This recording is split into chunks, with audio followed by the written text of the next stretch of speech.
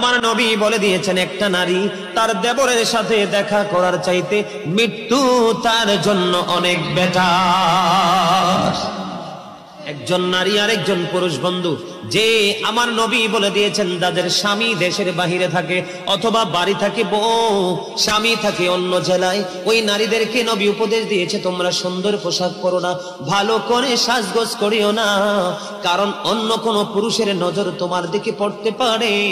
ও বন্ধু, নারীদের যত সাজগোজ যত সৌন্দর্য সবকিছু স্বামীর জন্য, অন্য কোন পুরুষকে দেখাতে পারবে না।